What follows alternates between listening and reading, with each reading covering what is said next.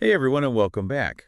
You know how sometimes you just feel drawn to a certain place? Maybe it's a beautiful park or a cozy cafe or, some place completely random. Like a weirdly specific gas station off a back road that just has good vibes. Yeah, exactly like that. Well, today we're diving into what makes certain places significant, especially through a religious lens. And how those places can shape um, beliefs and cultural practices. Right. We've got a whole bunch of sources for this deep dive, Yeah. like definitions, examples from different religions, and a bunch of stories about places all around the world. Yeah, it's a pretty amazing mix. It is. So, we talk about places being significant, but what does that actually mean? Like, how do we define that?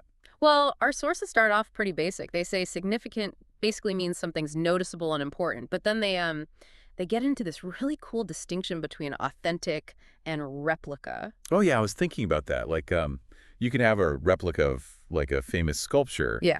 but it's not the same as seeing the original, right? It's not. And the sources point out that even though copies can be valuable, the real deal, the authentic one, often means a lot more to people. It has a kind of deeper resonance. Right. Like, have you ever felt that pull towards a specific place? Hmm. Like a feeling that it just had some special meaning?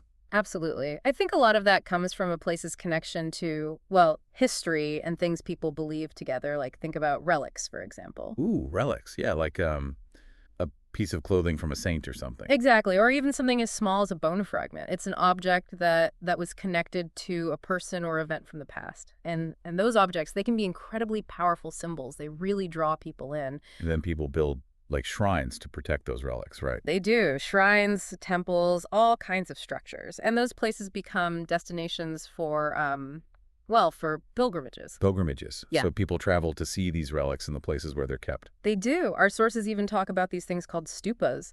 They're structures built specifically to hold relics. Wow, I'm picturing like these amazing towering buildings with intricate carvings and I know, right? Architecture can be such a powerful expression of faith. And it's interesting how, you have these buildings, physical things, housing these objects. and they become all tied up with these uh, intangible beliefs. Exactly. It's not just about seeing the relic itself. It's about the entire journey, the pilgrimage. People often undertake these journeys for spiritual growth, or to fulfill a vow they made. So the act of traveling, the effort it takes, all of that becomes part of the experience. It does. It adds another layer of meaning to the destination. Wow, that's fascinating. Okay, so speaking of destinations, our sources take us to a few really significant sites around the world. One of them is the Harmandir Sahib, also called the Golden Temple. Oh, yeah, that's the first Sikh Gurdwara. It's an amazing place. It is, and it was built by the Sikh community, right? Like Mhm. everyone came together to build it. That's right. A testament to the Sikh principle of seva, which is selfless service. That shared effort, it's woven into the very foundation of the structure. So it's a powerful symbol of faith and unity for Sikhs. And then there's Jerusalem. It's a city that's sacred to, well, three major religions, right? Judaism, Christianity, and Islam. That's right. All three trace their roots back to the prophet Abraham or Ibrahim in the Islamic tradition. And Jerusalem is actually mentioned in the Torah, the Bible, and the Quran.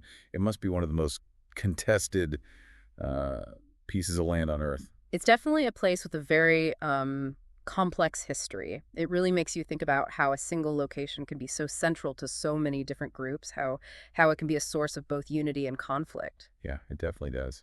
And then our sources take us to the River Ganges in India. Oh, that's such a powerful example of how something in nature, like a river, can become sacred. I know, right? It's not just a river to Hindus, is it? No, not at all. It's the embodiment of the goddess Ganga. The goddess Ganga. Wow. And people believe that its waters have purifying qualities. They do. It's amazing how belief can turn something that's tangible, like a river, into something that represents spiritual cleansing and renewal.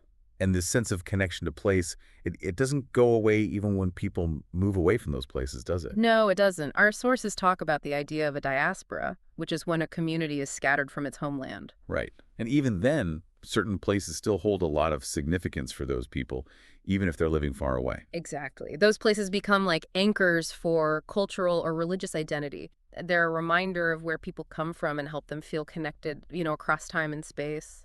So it's amazing to think about how places can become infused with so much meaning through history, through shared beliefs, through personal journeys, and even through nature itself. It really is. Like, it's so cool how something physical can become so important, shaping whole communities and how people live their lives. Yep. But it also makes me wonder, especially now, with everyone online all the time, how is technology changing our relationship with physical places? Hmm. Like, could you have a virtual pilgrimage? That's a good question. Could online communities create like new types of sacred spaces? Yeah, I don't know.